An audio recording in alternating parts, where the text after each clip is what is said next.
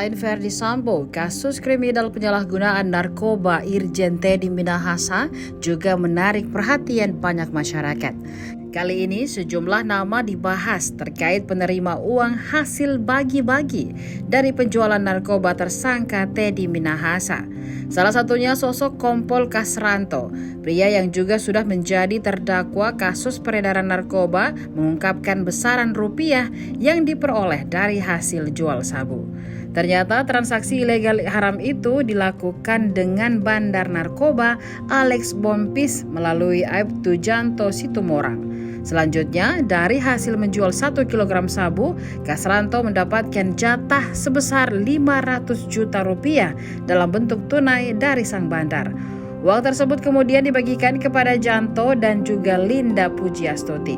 Linda alias Anita Cepu dalam kasus ini berperan sebagai perantara sabu yang diperdagangkan. Kepada Linda, Kasranto menyerahkan 400 juta rupiah sebagai harga kesepakatan di awal. Selanjutnya 100 jutanya dipecah untuk upah. Kepada Janto, dia menyerahkan 20 juta sebagai upah telah menjadi kurir, sementara Anita mengambil 10 juta rupiah sebagai upah perantara. Bagi-bagi uang itu dilakukan ketiganya di daerah Kali Biru, Tanjung Priok, Jakarta Utara. Kala itu, Janto yang baru bertransaksi dengan Alex Bompis di Kampung Bahari diperintahkan Kasranto untuk ke Kali Biru. Linda pun turut dikabari Kasranto untuk langsung mengambil uang hasil transaksi dengan Alex Bompis tersebut.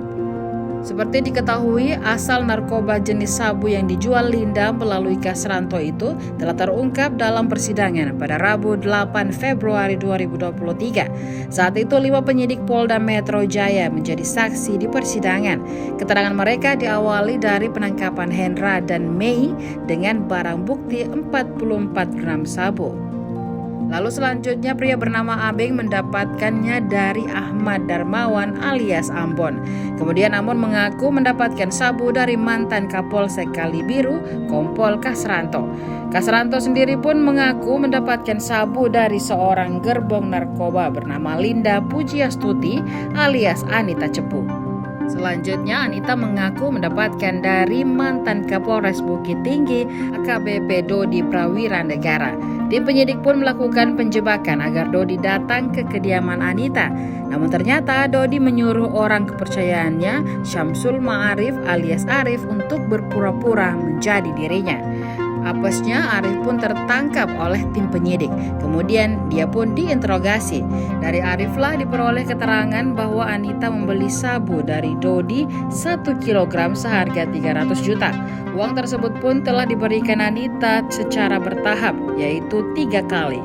Kemudian dari interogasi Arif diperoleh informasi bahwa masih ada sejumlah sabu lagi di kediaman orang tua Dodi di Harjamukti, Cimanggis, Depok.